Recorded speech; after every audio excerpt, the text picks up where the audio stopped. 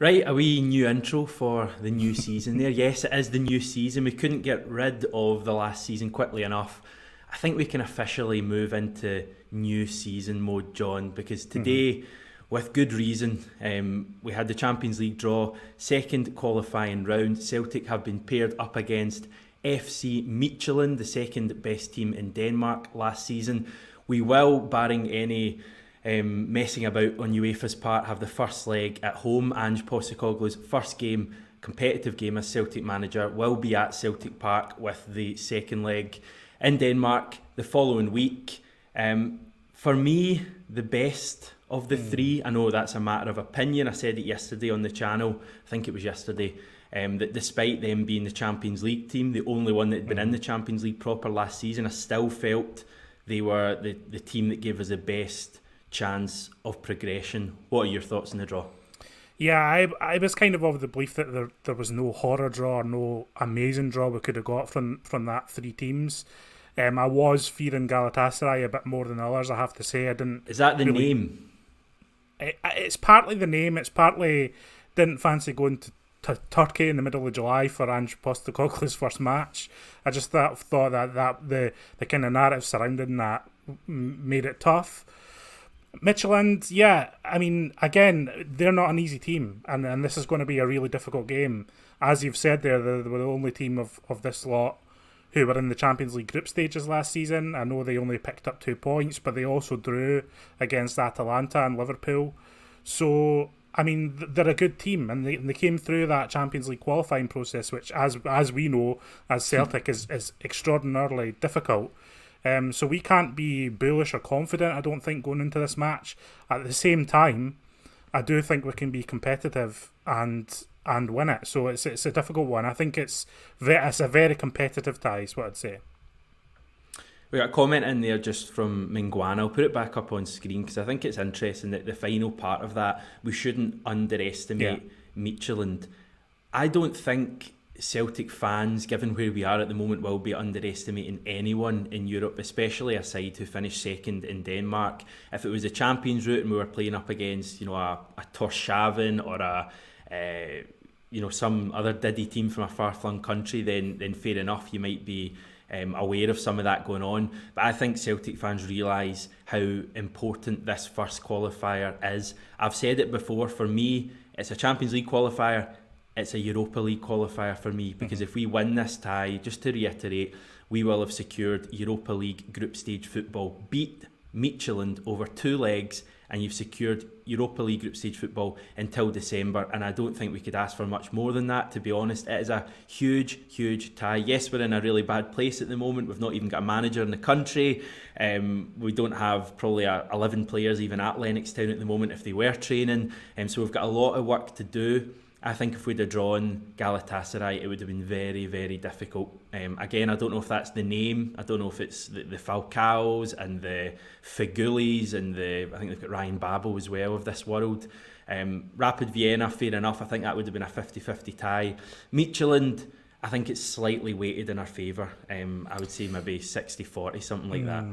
I mean, they'll fancy it though. I do think that they'll see this as of the seeded teams, that this is a winnable tie for them as well. They won't be fearing us either.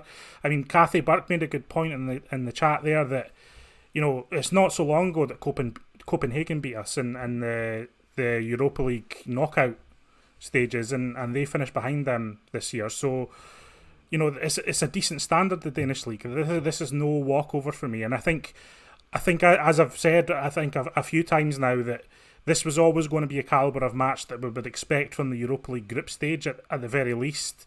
It was always going to be that, no matter who we got, whether it was Galatasaray. I know Rangers put them out last year, but that was a one-off match. It's different over 2 legs when you've got to go to Turkey.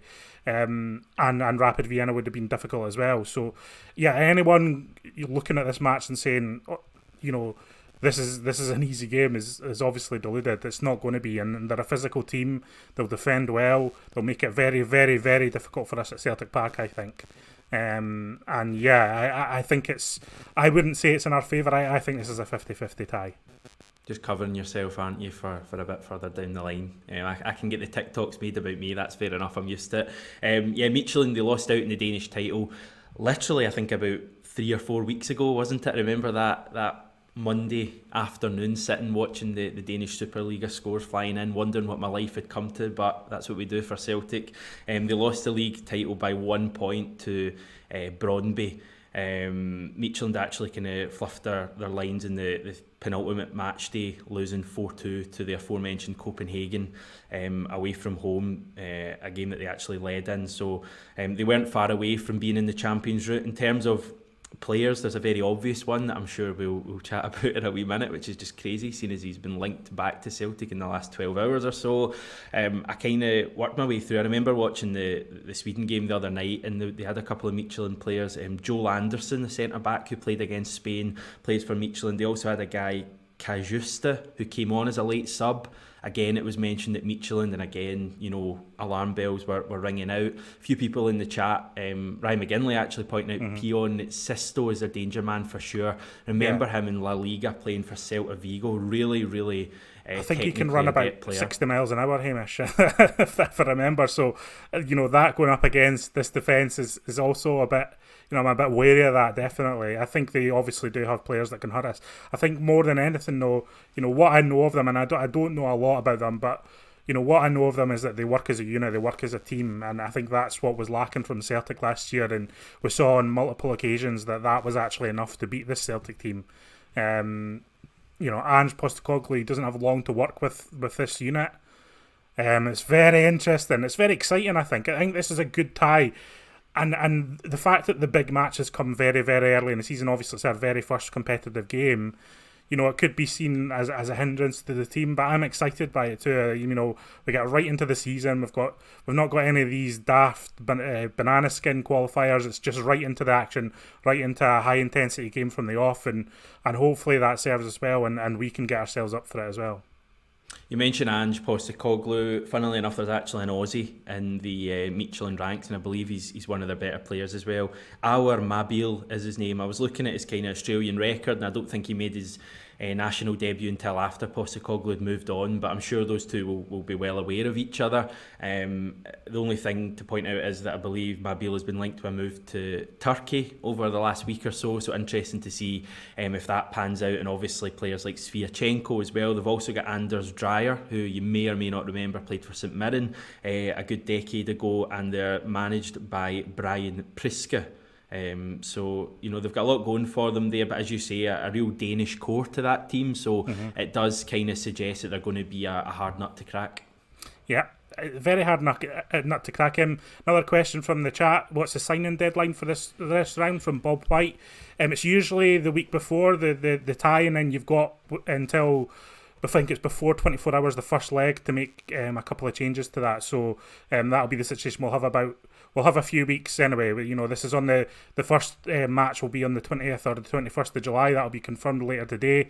So we've got about a month to sign players for this tie.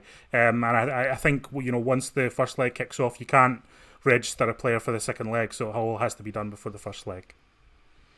So how have FC Midtjylland been getting on in Europe over the last few years? I hear you ask. Let's take a wee look then. I'm doing this on the fly, so this may be not very much looking at the camera. Last season, as we know, Champions League, they beat Ludogorets. Remember, these are one-legged games this time last year. They beat Ludogorets 1-0. I believe that was away from home. They then beat Young Boys 3-0 in the third qualifying round, and Slavia Prague 4-1. Slavia Prague, a side who made it to, I think, the last 8, didn't they, of the Europa League. We know what Prague teams can be like as well with their adventures. We know what Czech teams can be like over the last week or so. So that is a pretty impressive qualification run. Yeah. In Group D, they were in a pretty tough-looking group with Liverpool, Ajax and Atalanta. They got 2 points out of that, a 1-1 draw away to Atalanta and a 1-1 draw at home to Liverpool. Atalanta put 4 past them in in Denmark, but other than that, there was no real beatings for Midtjylland. Year previous to that, they were put out of the Europa League by Rangers. I think that was 7-3 on aggregate, so that doesn't look quite as favourable. Year before that, Malmo put them out 4-2 on aggregate in the Europa League. Year before that, Astana in the Champions League. So not a whole lot to be fearful of in terms of previous years, but last year especially, a pretty impressive. Those qualification results: Slavia Prague young boys, that's, pretty impressive. Yeah, and the Slavia Prague one was over. Well, it was the only one over 2 legs. It was in the playoff, and I think they drew 0-0 with them in Prague, which just tells me that they're going to come to Celtic Park and really try and defend. Initially in that first leg, and then obviously they came out all guns blazing in the second leg.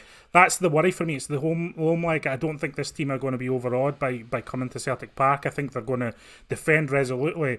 And the fear for me is that, those are the types of teams that we've actually struggled against over the last 12 months, as teams who defend and sit in at Celtic Park. So, it's a very interesting one, isn't it? It's very, very, it's fascinating.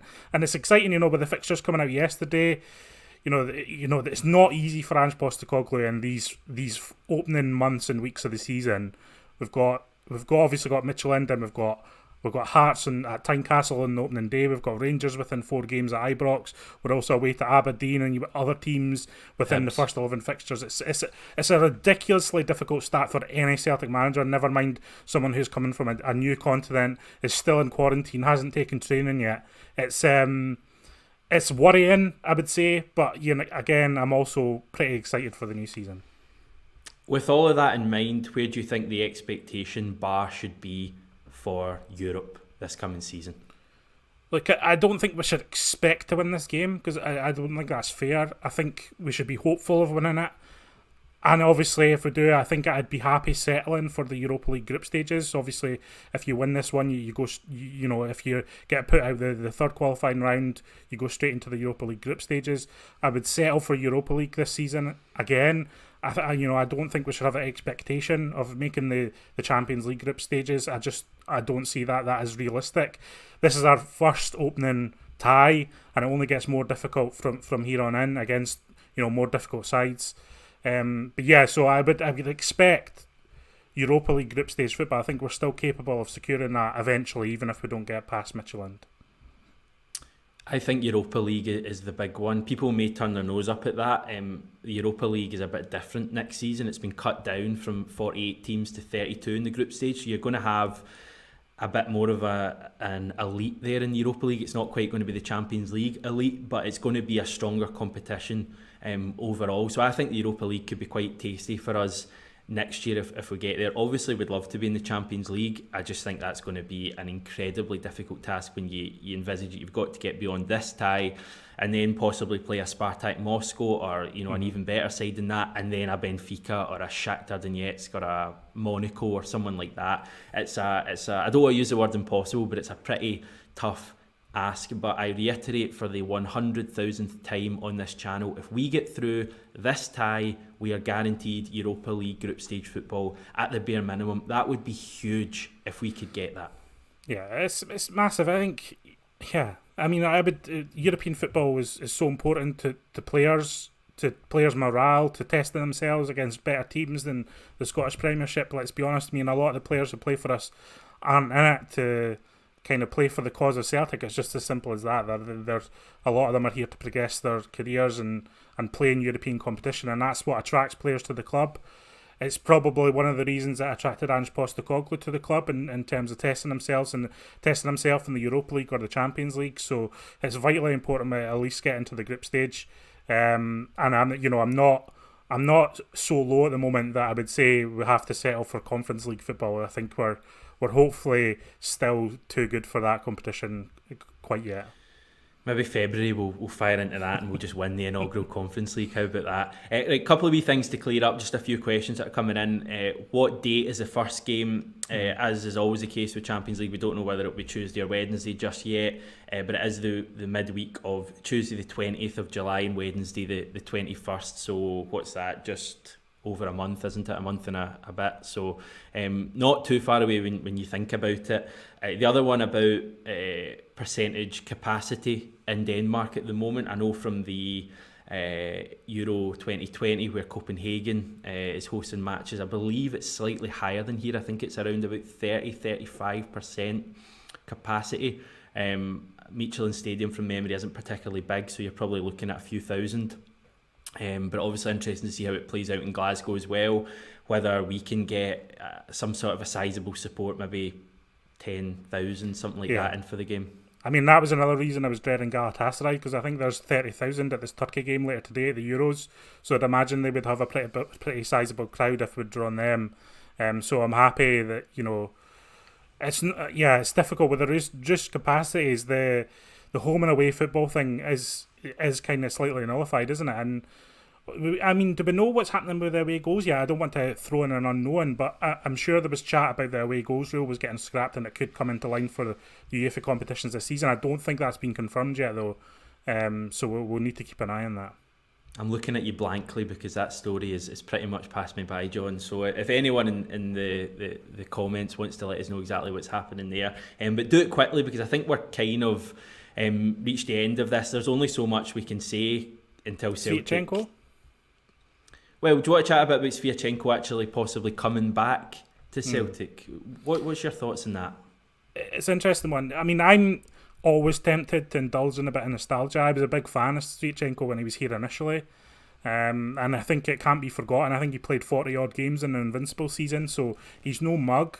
But I get the concerns of the support in the sense that, what's the scouting situation at Celtic? What's going on here? What kind of targets do they have lined up for Ange Postecoglou to sign off on? Is it a regression? Is it a step backwards? Is Sviatchenko good enough? I get that these questions are a concern to supporters. I fully understand why people wouldn't want him back. But again, I do think he is a good defender. And, I'm always up for a bit of nostalgia. The big worry for me is, and, you've looked into a lot, into Postecoglou a lot over the last couple of weeks, is that with his tactics and the way he plays football and likes to play football, I'm led to believe that having pacey defenders is an absolute requirement of his defence. And Sviatchenko was never the fastest player to begin with. Very stout defender, great in the air, but he was never the quickest. His turn of pace wasn't quick. And Sviatchenko and Julian in the same defence in a Postecoglou team, I would have massive concerns about that. So yeah, it's an interesting one. Especially in the context of just drawing them. Yeah, I liked Sviatchenko as well. I thought he was a good player for us, a player who was always committed, gave us some great moments. I remember that header against Rangers at Hampden in a game we lost, an amazing header, even better celebration. But he wasn't good enough for Celtic 4 years ago, in Brendan Rodgers' eyes. Why would he be good enough, these years later? Just because is this just a sign of how desperate we are now that we're going to go for former players? It's something I've raised in the channel over the last 48 hours. What is Celtic's plan for recruitment here? Who's on the list and who's come up with a list? And this is not a good first glimpse at what the list is, if it's just a player who played for us 4 years ago. I mean, are we going to bring Simunovic back? Are we just looking to get the Invincibles back? Is Craig Gordon going to be our keeper next year? There's so many questions for me at Celtic, and I suppose that's why all this chat about the Champions League and possibly making the Europa League, we have to temper it slightly, because we really are a club in a fair bit of turmoil at the moment, and it needs to change soon. Thanks to Bob White and a few others for pointing out, apparently, if we trust Bob at his word, and we've got no reason not to, UEFA have scrapped away goals for next season. So I must admit, when I saw the tie, my first thought was first leg at home, we're going to have to try not concede there, but it does change it a little bit if away goals are scrapped. So it'll be interesting to see how that plays out in the dynamics of next season. But Sviatchenko, not for me. I just think it sends the wrong message to go for a guy 4 years ago. Whether he could do a job or not, he probably still could do a job in the league, but I think we have to be aiming a fair bit higher than that. Yeah. Interesting times. Well, at least he's definitely coming back to Celtic Park in some capacity, even if it's as I think he's the captain of their team. Is that right? I think that's possibly. Right. Yeah. So interesting stuff. Right, John, thanks very much. We'll hear from you pretty soon, I'm sure. We've got another video coming out later on the channel today when I will be chatting to a current Celtic first team player. We don't know who the player is yet, but that's a wee surprise for you later on. We'll get their thoughts on whatever they want to speak about, really. So tune in for that. Subscribe to the channel if you've not done it yet. Thanks for watching.